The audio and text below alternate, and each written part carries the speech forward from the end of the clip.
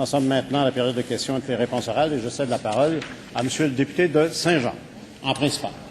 Des centaines de milliers de sacs de sable ont été distribués à des milliers de résidences du Haut-Richelieu. Concrètement, ça veut dire des centaines de sacs qui entourent chaque résidence touchée et des milliers de débris partout sur les terrains. Il est inimaginable de penser que ces gens, des fois seuls et âgés, pourront se départir par leurs seuls moyens des sacs de sable qui sont maintenant aussi lourds et encombrants que des blocs de ciment. Le gouvernement qui a obstinément refusé l'intervention des forces armées pendant 5 jours, malgré les demandes de la population, des municipalités et des députés du Parti québécois, a maintenant la responsabilité de s'assurer que le travail sera fait jusqu'au bout. Les citoyens et les employés des municipalités sont épuisés, ont besoin de bras et demandent que le ministre, cette fois, n'hésite pas. Pouvons-nous compter sur le ministre pour qu'il sollicite dès maintenant un nouveau mandat des Forces armées afin qu'elles viennent en aide aux citoyens afin de faire le grand ménage? Bravo. Monsieur le ministre de la Sécurité publique.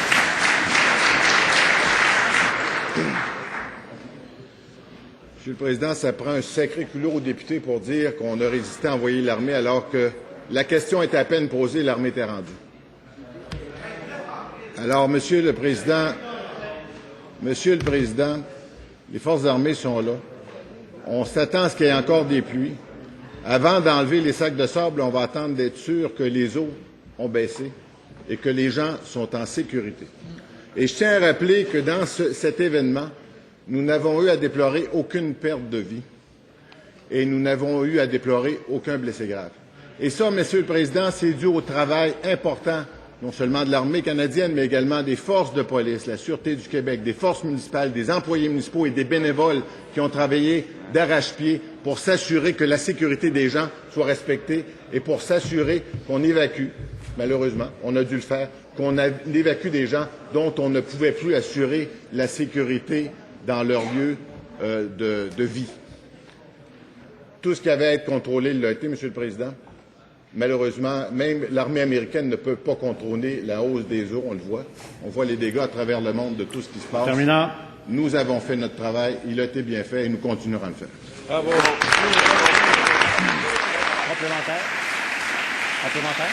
Complémentaire, Monsieur le député de Verchères. Monsieur le Président, on va rappeler les faits tels qu'ils se sont produits.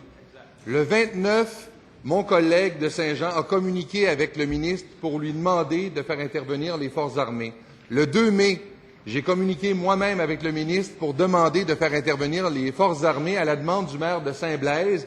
Le ministre m'a répondu, si le maire insiste beaucoup, on le considérera. Je lui ai dit, considérez que le maire de Saint-Blaise insiste beaucoup. Il aura fallu l'intervention de la chef de l'opposition pour que, finalement, on fasse intervenir l'armée. Alors, Monsieur le ministre de la Sécurité publique.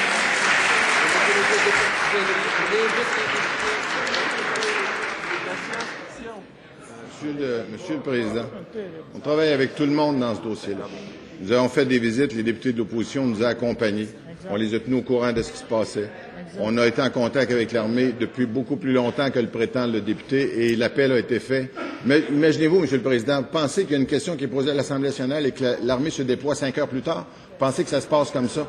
Voyons donc. Les contacts avaient été faits, le travail avait été fait.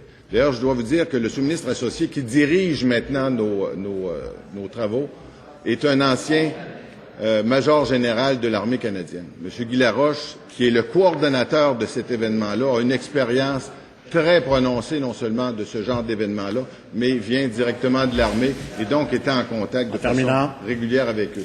Donc nous agissons, nous allons continuer à agir pour le mieux-être des citoyens de cette. Deuxième complémentaire, Madame la députée d'Iberville. Je comprends bien, Monsieur le Président. 2 de mes collègues ont demandé de l'aide de l'armée bien avant. Et là, le ministre juge donc que c'est à la population maintenant à faire le nettoyage. Est-ce que l'armée va aider la population pour faire le nettoyage? C'est ce qu'on veut savoir. Merci. Monsieur le ministre de la Sécurité publique. Alors, je rappelle que dans la question, il y avait 2 points. Il y avait la question de l'arrivée de l'armée et il y avait la question de la sortie de l'armée. Quant à la question de la sortie de l'armée sortira quand les événements se seront résorbés. Pour l'instant, elle est là. Elle continue à appuyer la population d'abord pour la sécurité. Ensuite, pour des travaux, on sait qu'il y a une digue qui a été défaite hier et que l'armée était là et a rétabli cette digue-là dans le temps de le dire.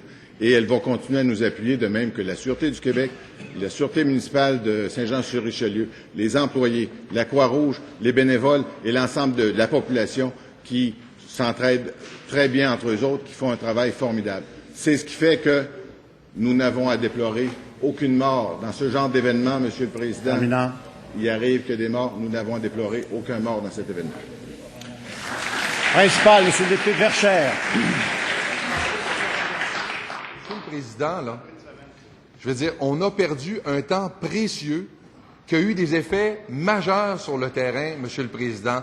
Du 29 avril au 5 mai, il ne s'est rien passé alors qu'il y avait des demandes qui avaient été adressées pour que les forces armées interviennent. On a attendu longtemps. Ce temps perdu aura fait en sorte que de nouvelles propriétés auront été inondées, ce qu'on aurait pu éviter. Maintenant, ce qu'on demande au gouvernement, c'est simple. C'est qu'on a besoin également des forces armées pour assurer le nettoyage. Les informations qu'on a eues jusqu'à présent sont à l'effet qu'une fois que l'inondation se sera résorbée, l'armée va quitter, puis on va laisser la population s'organiser avec le nettoyage. Le ministre peut-il prendre l'engagement en cette Chambre que les forces armées vont demeurer, non pas simplement jusqu'à ce que l'inondation soit terminée, mais après, pour permettre le nettoyage et venir en aide à la population qui est largement éprouvée pour le moment? Monsieur le Premier ministre.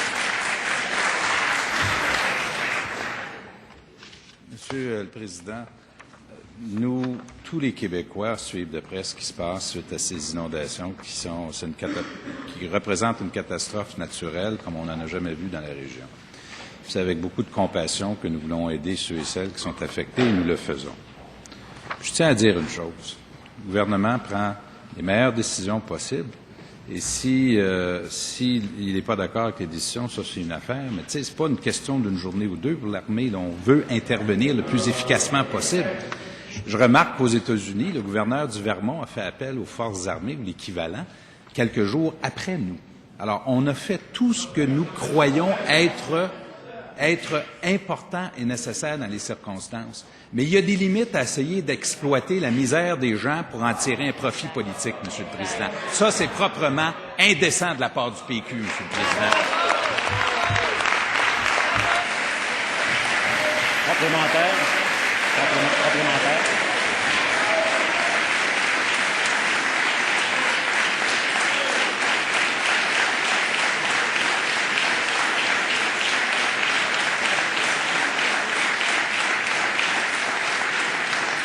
Question complémentaire, Monsieur le leader de l'opposition. Le Premier ministre ne peut même plus nous décevoir, Monsieur le Président. Vous imaginez-vous à quel point on est rendu dans cette Assemblée. Mes collègues de Saint-Jean et mon collègue ici, responsable de la société civile, a demandé bien des jours avant, le 29 avril, l'intervention de l'armée. Et le cabinet a refusé de donner suite à sa demande. Et là, on parle de 6 jours avant. 6. On disait que c'était pas important. Maintenant, ce qu'on veut savoir, est-ce que l'armée va rester pour aider les résidents à enlever les sacs de sable? Et ça, je pense qu'ils y ont droit. On veut un engagement. Monsieur le leader du gouvernement. Monsieur le Président, c'est un peu surprenant, ces questions ce matin. En fait, pas tellement la question finale sur comment l'armée va rester, comme l'entrée en matière, Monsieur le Président. La question sur la sortie de l'armée, mon collègue a déjà répondu, et il y voit. Et là-dessus, la question est légitime, la réponse a été donnée, la population sera accompagnée. Il n'y a pas de difficulté avec ça. L'autre élément, Monsieur le Président, c'est l'entrée, comme le disait mon collègue, l'entrée de l'armée. Aujourd'hui, les gens sont encore évacués. Aujourd'hui, ils sont encore les pieds dans l'eau. Il y a encore une problématique énorme, Monsieur le Président. Et à quoi assiste-t-on? À un concours pour voir s'ils peuvent faire un gain politique sur le malheur des gens. C'est odieux, indécent, et c'est vous. Deuxième complémentaire, Monsieur le leader de l'opposition.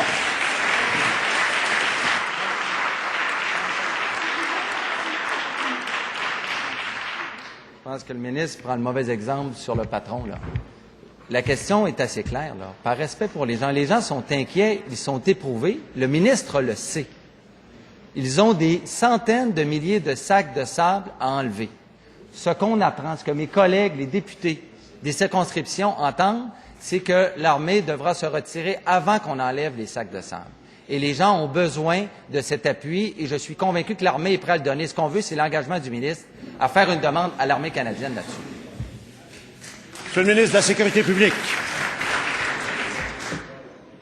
Monsieur le Président, j'ai déjà répondu à la question. J'ai dit que l'armée accompagnerait les citoyens dans le recouvrement de leur résidence. Ça inclut évidemment de les aider au niveau des sacs de sable. On sait, il y a des centaines de milliers de sacs de sable.